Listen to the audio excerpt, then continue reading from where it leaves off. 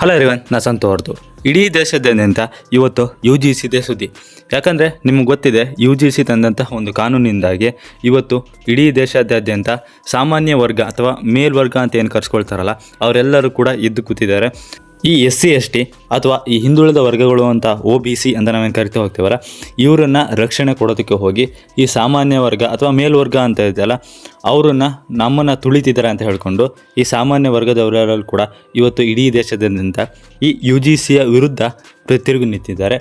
ಅಷ್ಟೇ ಅಲ್ಲದೆ ಈ UGC ಅಂದರೆ ಏನು, ಇದರಿಂದ ಈ ಸಾಮಾನ್ಯ ವರ್ಗದವರಿಗೆ ಆಗ್ತಿರೋಂತಹ ಏನು ಹಾನಿ ಆಗ್ತಾಯಿದೆ, ಅಷ್ಟಕ್ಕೂ ಇದರಿಂದ SC/ST ಮತ್ತು OBCಗೆ ಸಿಗ್ತಾ ಇರ್ತಕ್ಕಂತಹ ರಕ್ಷಣೆ ಆದರೂ ಏನು ಅನ್ನೋದ್ರ ಬಗ್ಗೆ ಎಲ್ಲ ಈ ವಿಡಿಯೋದಲ್ಲಿ ನೋಡ್ತಾ ಹೋಗೋಣ. ಅದಕ್ಕಿಂತ ಮುಂಚೆ ನೀವು ನಮ್ಮ ಚಾನಲ್ಗೆ ಸಬ್ಸ್ಕ್ರೈಬ್ ಆಗಿಲ್ಲ ಅಂದರೆ ಈಗಲೇ ಸಬ್ಸ್ಕ್ರೈಬ್ ಆಗಿ. ಈ UGC ಅಂದರೆ ಇದನ್ನು ಯಾಕೆ ತಂದಿದ್ದಾರೆ ಅಂತಂದರೆ, ನಿಮ್ಮೆಲ್ಲರಿಗೂ ಕೂಡ ಗೊತ್ತಿದೆ, ಹಿಂದಿನಿಂದಲೂ ಕೂಡ ಈ ಕಾಲೇಜುಗಳಲ್ಲಿ, ಶಾಲೆಗಳಲ್ಲಿ, ಎಲ್ಲ ಕಡೆಗಳಲ್ಲೂ ಈ ಜಾತಿ ತಾರತಮ್ಯ ಅನ್ನೋದು ದೊಡ್ಡ ಮಟ್ಟದಲ್ಲಿ ಇದೆ. ಈಗಲೂ ಕೂಡ ಇದೆ.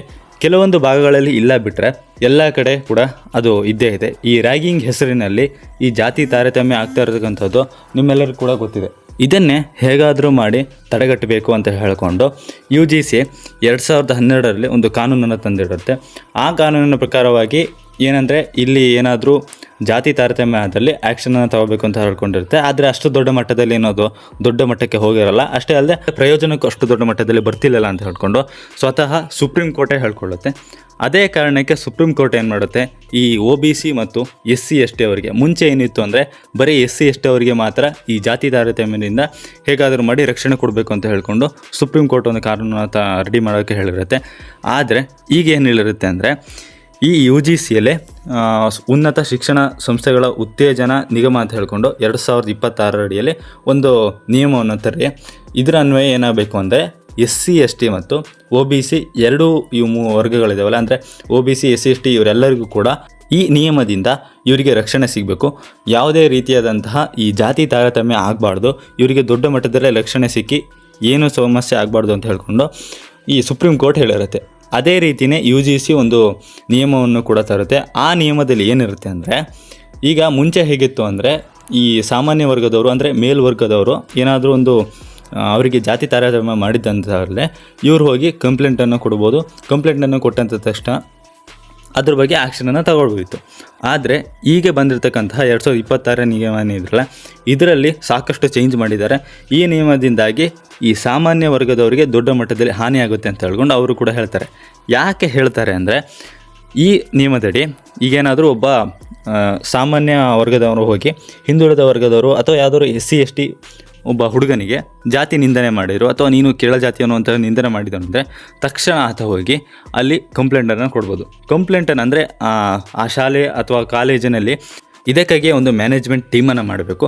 ಆ ಟೀಮು ಇದ್ರ ಬಗ್ಗೆನೇ ಈ ಜಾತಿ ತಾರತಮ್ಯ ಆದಂಥವರಿಗೆ ಆ್ಯಕ್ಷನನ್ನು ತಗೊಳ್ಬೇಕು ಅಂತ ಹೇಳಿರ್ತಾರೆ.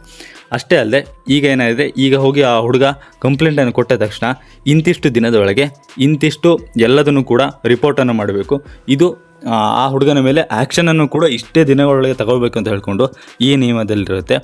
ಇದರಿಂದ ಸಾಮಾನ್ಯ ವರ್ಗದವರಿಗೆ ಏನು ಲಾಸ್ ಆಗುತ್ತೆ ಅಂತ ನಾನು ಹೇಳ್ತಾ ಬಿಡ್ತೀನಿ ನೋಡಿ. ಮೊದಲಿಗೆ ಇದರಿಂದಾಗಿ ಏನಾದರೂ ದ್ವೇಷ ಇತ್ತಪ್ಪ, ಈಗ OBC ಅಥವಾ SC/ST ಒಬ್ಬ ಹುಡುಗನಿಗೆ ಈ ಸಾಮಾನ್ಯ ವರ್ಗದವರು ಅಥವಾ ಮೇಲ್ವರ್ಗದವರಿಗೆ ಏನಾದರೂ ಒಂದು ವೈಯಕ್ತಿಕ ದ್ವೇಷ ಇತ್ತು ಅಂದರೂ ಕೂಡ ಈ ಕಾನೂನಿನಡಿ ಹೋಗಿಕೊಂಡು ಅವನೊಂದು ಕಂಪ್ಲೇಂಟನ್ನು ಕೊಟ್ಟರೆ ಆ ಕಂಪ್ಲೇಂಟಿನಡಿ ಅವನಿಗೆ ಶಿಕ್ಷೆ ಆಗುತ್ತೆ. ಅಷ್ಟೇ ಅಲ್ಲದೆ ಮುಂಚೆ ಏನಿತ್ತು ಅಂದರೆ ಅವ್ನು ಸುಮ್ಮನೆ ಹೋಗಿ ಯಾವುದಾದ್ರು SC/ST ಅಥವಾ OBC ಹುಡುಗ ಹೋಗಿ ಒಂದು ಕಂಪ್ಲೇಂಟನ್ನು ಕೊಟ್ಟರೆ ಅದು ಸುಳ್ಳಾದಂಥ ಟೈಮಲ್ಲಿ ಅವನಿಗೆ ದಂಡವನ್ನು ವಿಧಿಸುವಂತಹ ಒಂದು ಅವಕಾಶ ಇತ್ತು.